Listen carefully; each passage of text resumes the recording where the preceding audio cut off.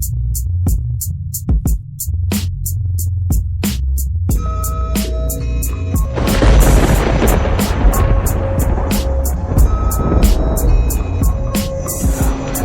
is Sieta at Shisha Lounge, and I'm a big fan of Yame Journey Radio.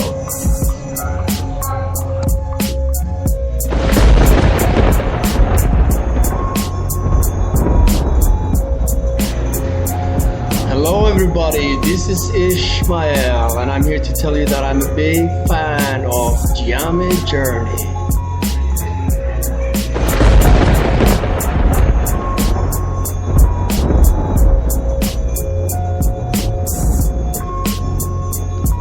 You are now listening to Giami Journey Radio with Monica. Enjoy.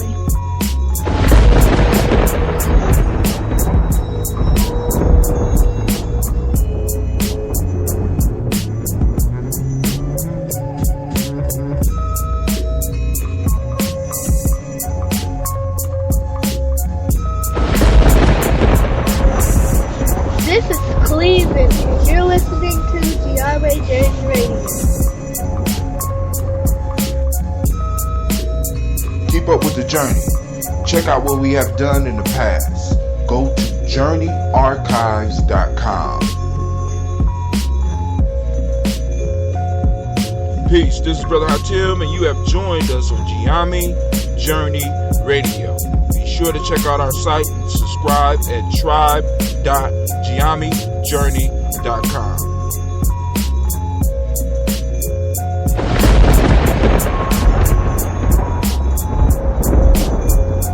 Sure to follow Giami Journey on Facebook, Google Plus, and Twitter. Check us out. Join the journey.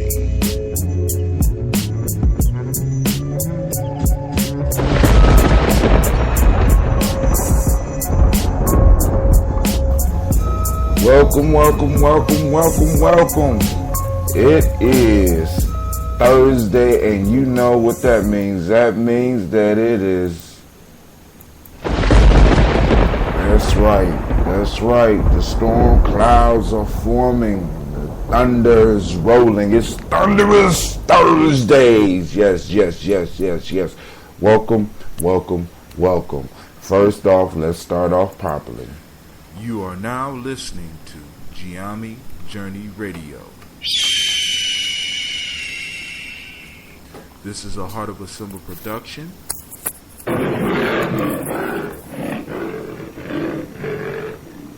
Where we strive to blow up your old paradigms. Man, I won't hold you up any longer. Listen. I am excited, but at the same time, I'm very upset. So, I know on my morning shows, I usually keep it as clean as possible, and I'm going to try to do it this morning, but I am upset. I am enraged. I am angry, but I'm using that energy and I'm focusing it so that I could go into my job and do what I have to do. But there is a myth that is destroying my children. There's a myth that is destroying my peers. There's a myth that is destroying my elders. And when I mean destroy, I mean the worst type of destruction, because it's one thing when something outside of you is coming in trying to conquer and take everything that you have, but it's a whole nother thing when there's this enemy that's inside, when the enemy outside of you plants an enemy inside of you and it eats you up. And I'm seeing so many people, and it's becoming more and more evident as I go through my days, and I'm working with these young people, and I'm talking to my young people, and over the last few weeks, this thing has popped up over and over and over again, and I think that those of you that are on the journey, those of you that are about to move into your thunderous Thursday and finish your week with a clap,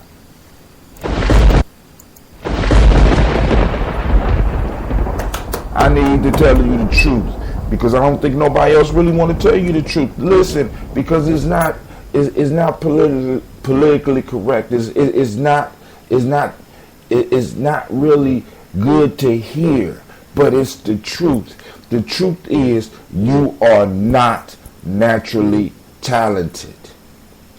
You heard me right. I said it. You are not naturally talented. Let me tell you about this whole natural talent myth. Now, there's a book called Bounce that I think you need to get.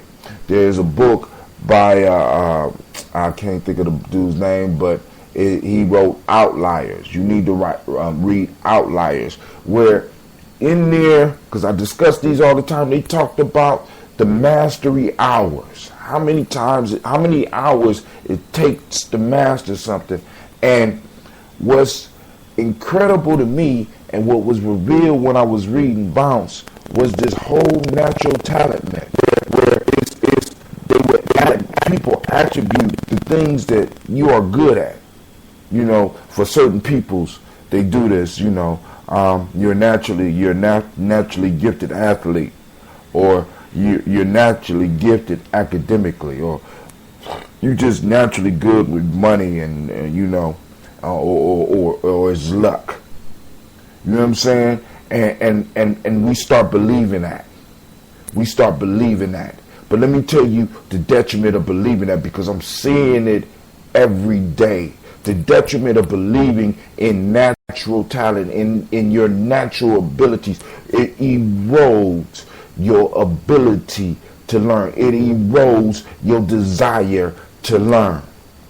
So rather than taking a challenge and finding out that you're not naturally gifted, you will just settle. You know what I'm saying? And it's better, you know. And I think that I deserve to tell you, especially those of you that's been listening and tuning in, I think it's better that I tell you that it's a lie. You are not naturally talented. You know, I was talking to a young man yesterday. I mean, this came up in so many different ways in the last 3 weeks, and it has blown my mind that I have never noticed this before.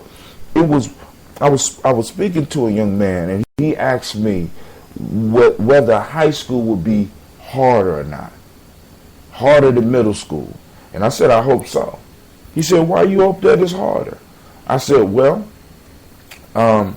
your academic career, your academic life should challenge you. If it's not challenging you, then there's something wrong. And he said, what? I said, well, all right, think about it like this. You're an athlete, right? Yeah. I said, well, as you play sports, like what you play? He said, I play football. I said, okay. I said, you go and you practice. Why do you practice? He said, we practice supposedly so we get better. I said, so when you go to practice, you apply yourself hard. He said, well, no, not really. I don't have to, because I'm naturally good. I said, what? He said, I'm naturally good at football. So I had to break it down for him. And the way I broke it down for him, I'm going to break it down for you, because I had to smash this myth right there. He said, I'm naturally good at football. I said, did you spend a lot of time when you was little playing video games? He's like, no, I was outside playing. I said, okay, football consists of being able to run, being able to throw, being able to catch, being able to jump, being able to maneuver. So you was outside playing, right? You was playing tag? Yeah. Were you playing things? Were you jumping up and down? Yes. Were you running with your friends? Yep. Was you playing sandlot football? Yep. So please explain to me how are you naturally good at football when you spent the first 5 to 8 years of your life outside running around playing and jumping? You were practicing. So it just so happens that practice is manifesting itself in your football. He was like, oh. I said, so now what's going to happen to your game when other people who have not had the opportunity to play like you finally gets to start playing and start practicing? He says, I won't be as gifted as I thought. I said, and your academics are the same way. When you go to practice, you practice hard so that you could play hard. How you practice is how you play. And it's the same academics. Academics, when you start practicing them, you become better at them. That's why I'm telling you that high school should be harder. And I'm running into students where people have been telling them over and over again, you are naturally gifted, you are naturally talented. So when they run into something that's hard, they quit. Because it's no longer coming natural to them. They think that they could be a genius one minute, but because something is hard to them, that means that they're not a genius. The genius is not in the natural ability for stuff to just pop up on your head. The genius is in the ability to roll your sleeves up and do the work. Many of us have been robbed of our gifts. Not even gifts. We have been robbed because people have pumped us up with this natural talent myth. And because we believe we're naturally talented, when we run into barriers, when we run into obstacles, it seems we lose the urge to try to climb them because it's supposed to be easy for us. It's not supposed to be easy. It's supposed to be difficult. And the genius is in working through the difficulties, in working through the hardness, and working and pushing through. When you look at athletes, man, when you look at the best athletes, these are the hardest workers. When you look at the best mathematicians, these are the hardest workers. They're not just sitting around and these numbers are just dancing around and just automatically pop up, the answer pop up. No, it's the result of years of work. When you look at these physicists and you look at these individuals that are exceeding at creating apps and creating things for you to use on your computer, this ain't something that just popped up on them. This is a result of years and years of effort. This is years and years of practice. This is them putting in mastery hours. You have put in your mastery hours. You are the people to blow smoke up your butt and get you to start believing that you got some natural gift. And in believing that, you have allowed yourself to fall behind. It's not natural. It's not natural. You worked your butt off. It's not natural. You suffered and struggled. You might not recognized it, but you was playing. Can you remember? I grew up in a place in Akron, and at the time there was this place called the Sand Pile. And at the Sand Pile, even though I didn't like basketball, every now and then I would play basketball, and I would notice that there was a rule that you stayed on the court when you won, and you wanted to win, and you wanted to stay on the court, and you would pay 5, depending on your team, between 3 and 5 games in a row. And then that, I didn't even like basketball, and that would happen when I got on the court. But then I would notice that some of my friends would be on the court from 12 noon till the lights came on. So now I want you to imagine this. These are individuals that people say are natural athletes. Me and my friends will run around in the sand pile, jump, climb, roll, and we were natural athletes? What?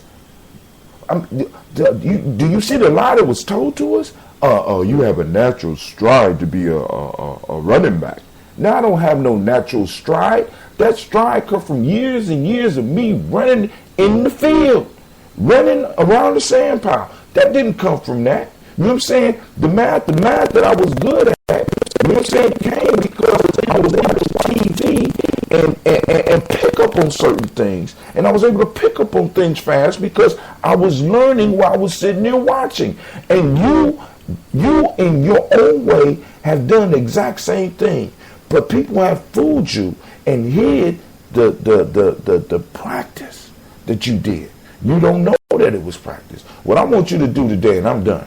What I want you to do today, I want you to reflect on your life. And I want you to look at those things that you are, quote unquote, naturally good at. And I want you to find the times in your life when you had the opportunity to practice those things so that you can start shattering this myth, so that you can look at the hard work that you put in to be where you are.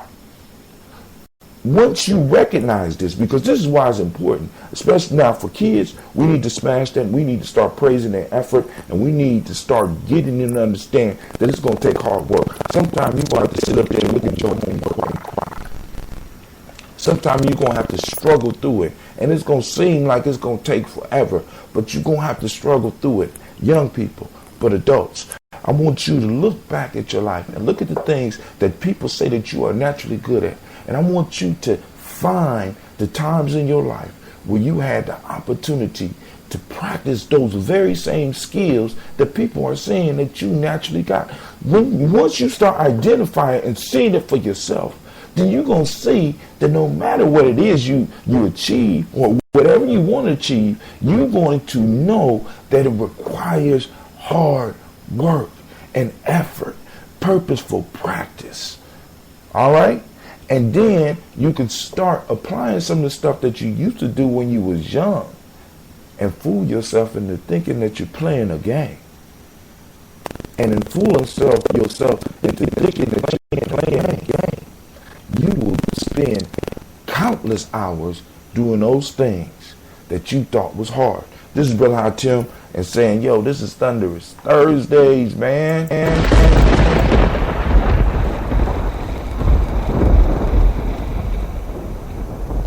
This is your day to shake up the world. You are now listening to Giami Journey Radio. This is a Heart of a Symbol production.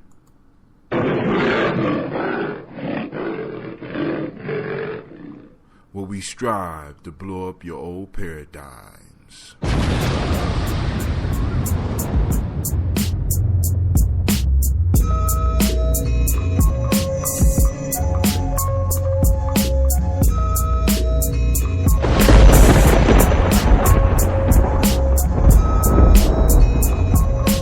Be sure to follow Giami Journey on Facebook, Google Plus, and Twitter. Check us out. Join the journey. Peace. This is Brother Hatim, and you have joined us on Giami Journey Radio. Be sure to check out our site and subscribe at tribe.giamijourney.com.